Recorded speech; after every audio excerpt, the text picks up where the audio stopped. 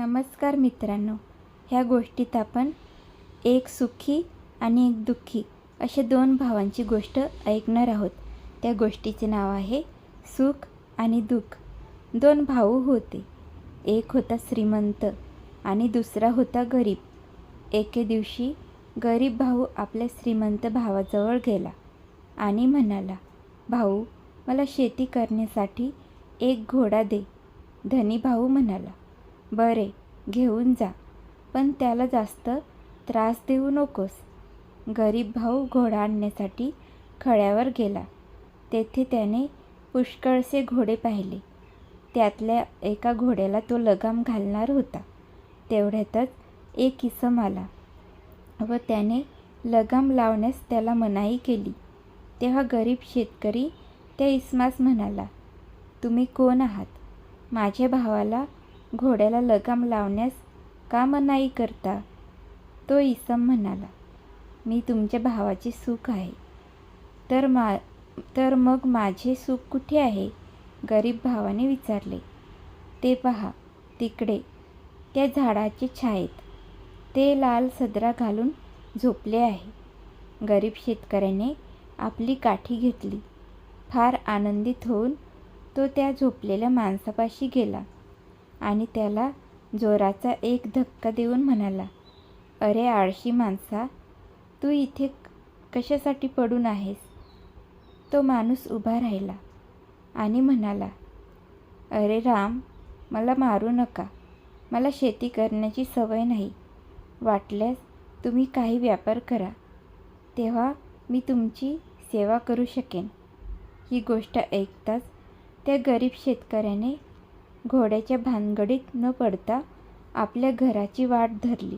घरी जाऊन त्याने आपल्या पत्नीचा नवा परकर घेतला आणि थेट बाजाराला गेला. त्याने तिचे परकर 2 रुबलला विकले आणि अर्ध्या रुबलमध्ये एक दुसरे परकर विकत घेतले व पुन्हा तो देखील जास्त किमतीत विकला. याप्रमाणे तो 2-3 आठवडे खरेदी विक्री करीत राहिला. त्यामुळे त्याला बराच नफा मिळाला. त्यानंतर त्याने एका जवळच्या शहरात एक सुंदर घर खरेदी केले. तो आपल्या जुन्या झोपडीतील सर्व सामान गाडीत भरून निघणार होता. तेवढ्यात त्याचवेळी झोपडीतील कोणत्या तरी कोपऱ्यातून कुणाचे तरी रडण्याचा आवाज कानी पडला. तो आवाज ऐकून गरीब शेतकरी म्हणाला, कोण आहे तिकडे? मी आहे. तू कोण आहेस?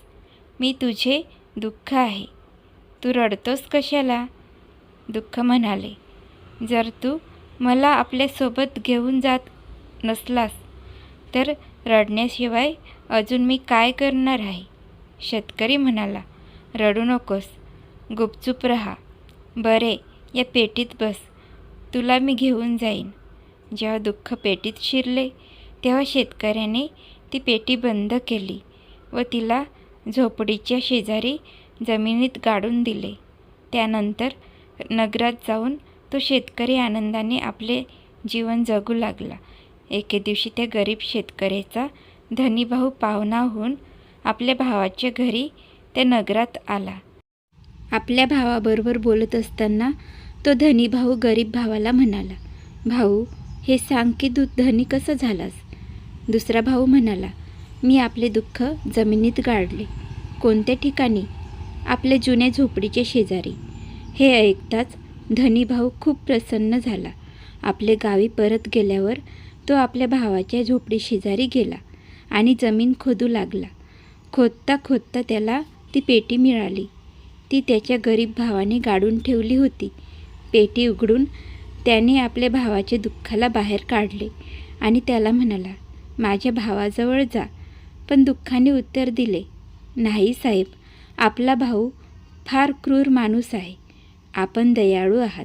आपण मला जमिनीतून बाहेर काढले, यासाठी मी आपला आभारी आहे. साहेब, मी आपल्याजवळच राहीन. तेव्हा धनी भावाने त्या दुःखाला धरून पुन्हा जमिनीत पुरण्याचे प्रयत्न केले, पण दुःख अति शीघ्रतेने अंतर्धान पावले. मग धनी भाऊ गरीब झाला आणि त्याचा गरीब भाऊ खूप श्रीमंत झाला. तर तुम्हाला ही गोष्ट आवडली का ते सांगा. आणि असेच नवीन गोष्टी ऐकायची असतील, नवीन फॉर्मॅटमध्ये ऐकायचे असतील तर चॅनलला सबस्क्राईब करा.